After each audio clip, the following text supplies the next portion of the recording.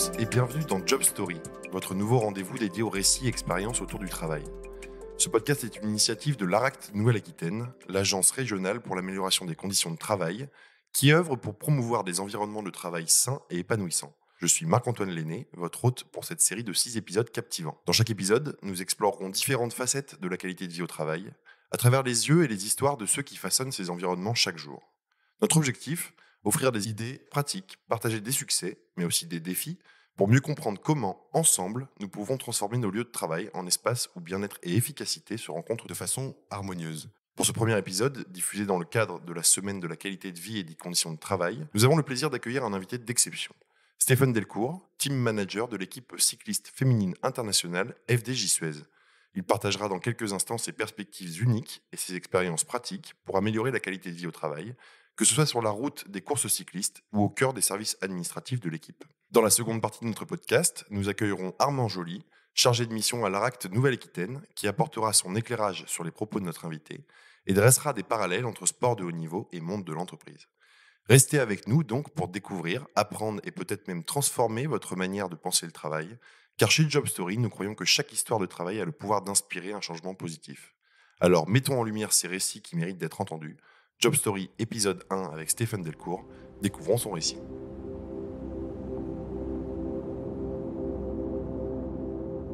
Je m'appelle Stéphane Delcourt, je suis le manager de l'équipe cycliste professionnelle féminine FDJ Suez. FDJ Suez, c'est l'équipe numéro 1 française de cyclisme, créée en 2006, basée et née dans la Vienne. Aujourd'hui, c'est top 5 mondial des équipes depuis 3 saisons dans un sport qui ne cesse de grandir. C'est une PME pour le territoire avec plus de 40 salariés maintenant.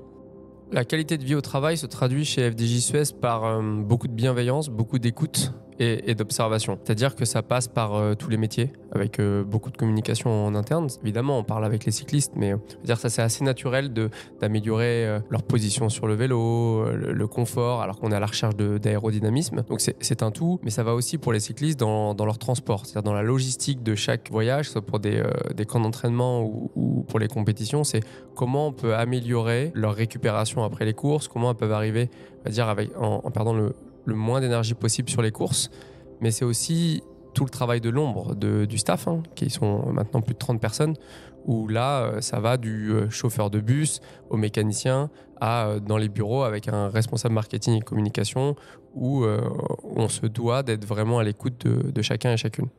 Les conditions de travail pour FDJ Suez, c'est un sujet prioritaire, car on est une équipe en développement et notre projet il est à long terme. C'est-à-dire qu'on n'est pas là pour avoir un ou une salariée, on lui demande le meilleur et après il dit au revoir au bout de une ou deux saisons. Je pars du principe que pour travailler chez nous, il faut avoir déjà la passion de l'envie de bien faire, la passion du sport, la passion d'aller au-delà de ses limites.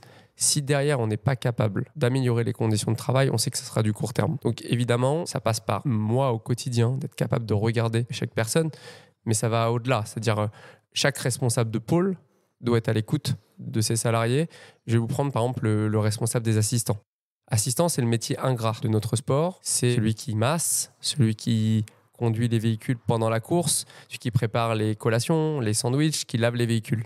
C'est le métier de l'ombre qui est le moins valorisé dans les équipes.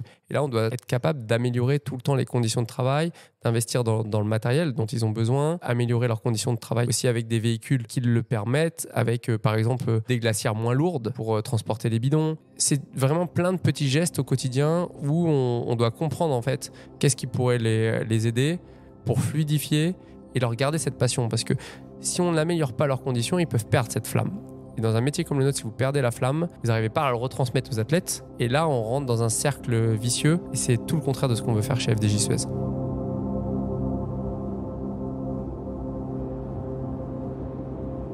Pour rester concurrentiel dans un monde et un sport qui va très vite, où les budgets, on fait x4 en 5 ans, là, je parle des budgets moyens, on doit être capable d'être différent.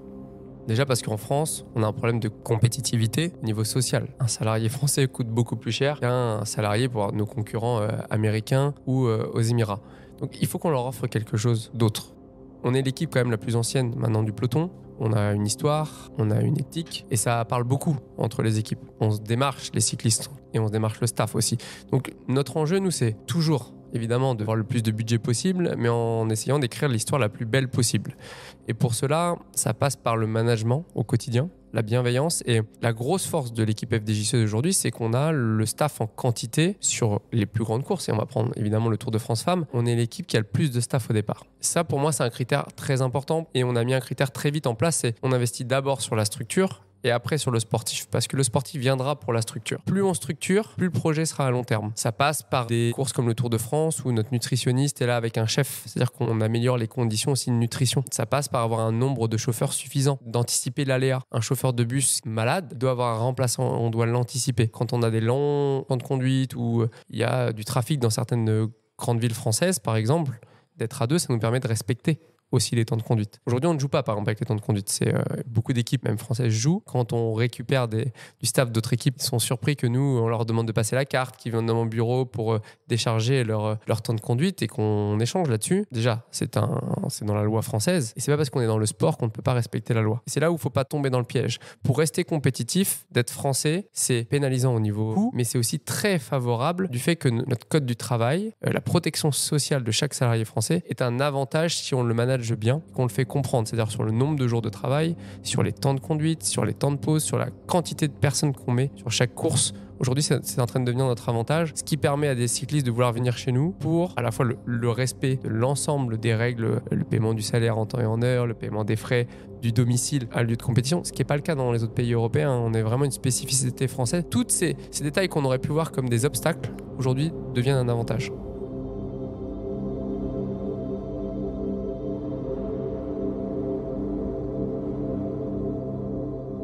L'ADN de l'équipe, je le répète, a vraiment été de structurer à long terme l'équipe. C'est passé par des salariés et non des prestataires. Ça passe par là aussi, pour leur donner de la visibilité et de l'envie. Tous les matins, de se dire qu'ils n'ont pas la peur de ne pas avoir de boulot demain. Si on prend le cas d'SD Works, qui est l'équipe numéro 1 mondiale, oui, ils avaient un tiers de staff par rapport à nous. Si on fait un bilan comptable, c'est la meilleure équipe au monde, on fait que 4e. J'aimerais qu'on fasse un bilan comptable dans 20 ans. Peut-être qu'ils vont évoluer. Nous, on a pris le pli avant eux. Je pense qu'ils sont au summum aujourd'hui. Est-ce qu'ils seront demain ?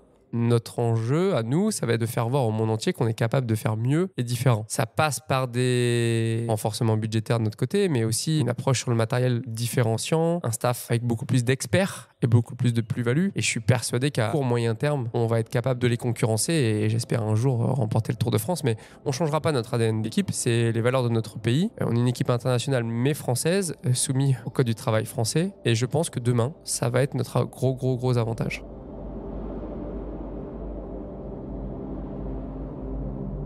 Les difficultés rencontrées en termes de qualité de vie, ça peut être que notre métier il évolue tout le temps. Donc si en fait on avance les yeux fermés, on ne se rend pas compte que le métier il évolue et que les gestes et le travail au quotidien ne sera pas le même demain. Et c'est tout ça l'enjeu, c'est d'être capable d'adapter son management et les conditions de travail avec son temps. Et avant on pouvait parler de cycle, on voit ça tous les 5 ans, c'est fini, on va dire. Maintenant c'est vraiment au quotidien. Il y a la pression aussi du résultat, il y a la pression derrière. Il ne faut pas que ça prenne le dessus sur la qualité de vie. On leur répète souvent en interne, sur les cyclistes, vous ne pourrez pas performer si on n'arrive pas à trouver une balance entre la vie privée et la vie pro. Avant d'être des cyclistes, ce sont des femmes. Il faut qu'on soit capable de respecter le droit à la déconnexion. Parce que nous, on travaille le week-end, on rentre le soir, d'être capable de les accompagner et de ne pas juger parce qu'on est un sport où voilà, on a du mal à avoir une vie privée. Il faut être clair entre la nutrition où pas se faire plaisir, aller au restaurant la veille de course, même boire un verre de vin, on est déjà au-delà de la limite. On part 3 semaines en stage en altitude, quasiment une vie de moine, où il y a très peu de moments festifs.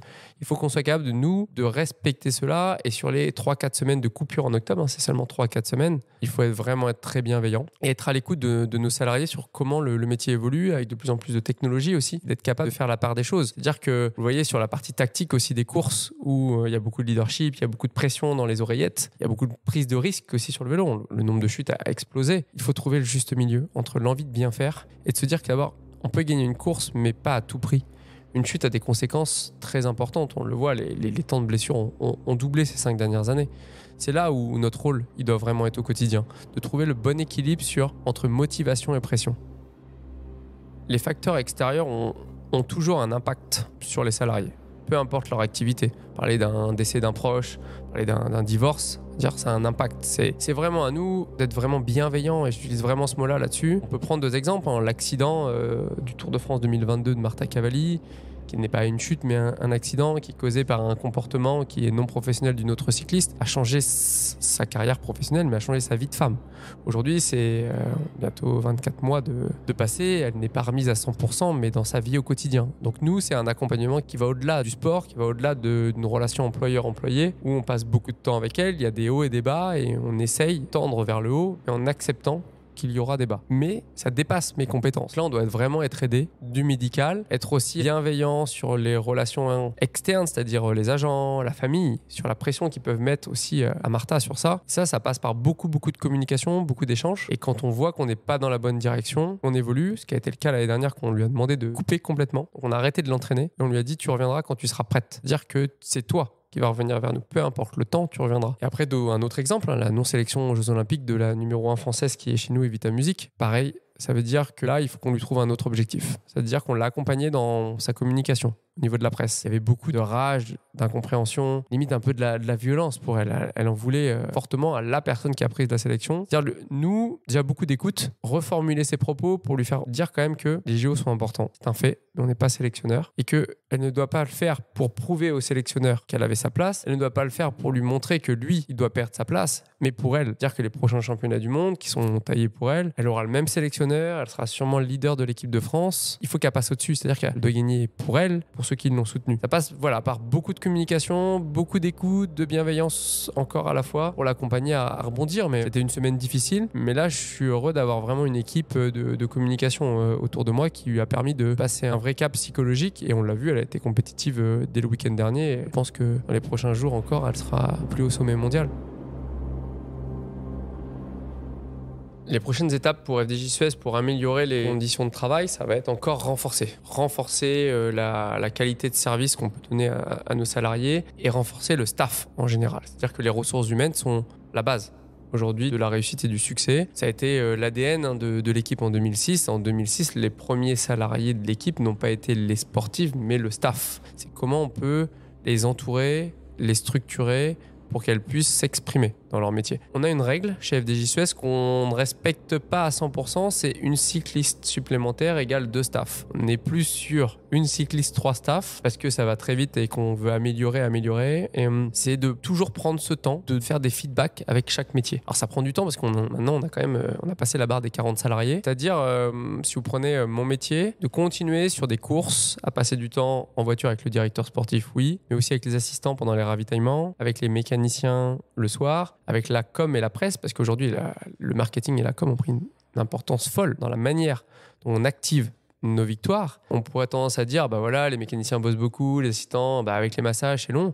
Mais la com, c'est une veille qui est énorme en termes d'horaire. C'est-à-dire que vous avez l'impression qu'ils sont juste là, qu'ils font des beaux graphismes, qu'ils font des belles vidéos. Mais ce travail de l'ombre, il se traduit par des heures hyper importantes. Et là, ça passe par toujours embaucher de nouvelles personnes pour permettre à ceux qui sont créatifs de garder cette créativité. Et pour ça, il faut qu'ils soient lucides. Donc, il faut qu'on améliore leurs conditions de travail à eux aussi. Ça va être un tout d'arriver à améliorer les 3 métiers qu'on a chez nous, qui sont le sportif, la performance. Et quand je dis performance, il y a le médical, tout ce qui est travail d'entraînement et le marketing. Les 3 métiers qui sont chez nous, je leur dis toujours, quand j'investis 1 euro dans le sportif, je dois être capable d'investir 1 euro dans la perf et 1 euro dans le marketing. Ça va être toujours chercher le plus de budget. Ça va être ça les prochaines étapes. Ça va être aller rechercher des ressources supplémentaires pour toujours avancer sur ces 3 postes et pas un poste qui avance plus vite que les autres.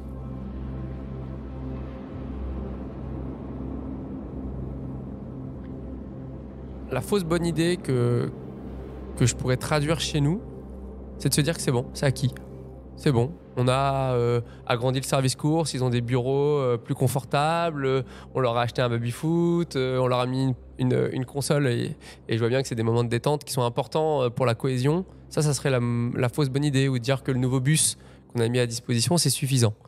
Si on n'a pas le coup d'après, on est mort. Ça, c'est vraiment l'ADN du sportif. C'est-à-dire que si on se repose sur ses acquis, il y a un concurrent qui va nous doubler. Pour les conditions de travail, c'est la même chose. C'est-à-dire d'être tout le temps dans l'amélioration, ça permet d'être au top. Si vous êtes au top, vous avez les meilleurs. Si vous avez les meilleurs, ils vont rester longtemps. Et là, ça sera une réussite collective et globale à long terme. Une vraie bonne idée pour améliorer les conditions de travail, ça va être que je délègue un peu en externe, avec peut-être plus d'externe sur la partie approche mentale de l'équipe, d'être capable par exemple, de faire un audit complet sur nos conditions de travail, sur notre façon de manager. On l'a fait déjà l'année dernière. On a fait un séminaire où on a fait venir des intervenants extérieurs, où j'ai demandé à ces intervenants extérieurs en off de juger l'équipe, de dire est-ce que l'organisation d'aujourd'hui c'est suffisant ou pas, est-ce qu'on doit restructurer, est-ce qu'on doit adapter, où j'ai ouvert quand même les portes de l'équipe. Ça fait mal de pointer du doigt et de se regarder dans la glace. Il faut qu'on continue là-dessus. Ça sera vraiment la bonne idée, ça sera de continuer à se remettre en question et de garder cette humilité qui a fait qu'on est encore là, parce qu'on aurait dû mourir des dizaines de fois dans le sport féminin.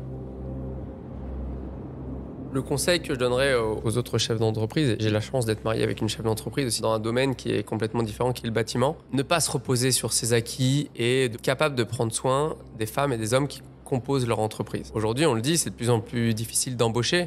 Autant améliorer, chouchouter ses salariés pour que l'entreprise s'adapte, on va dire, aux salariés et à leurs problématiques, et non l'inverse. Voilà, le seul conseil que je peux leur donner, c'est d'être capable de stopper leur activité haute chef d'entreprise, qui est une activité avec beaucoup de pression, et de prendre le costume de chaque personne qui compose leur entreprise, parce que, on le sait, c'est l'addition de toutes ces personnes qui fait aujourd'hui la richesse de l'entreprise, et c'est pas seulement le chef d'entreprise.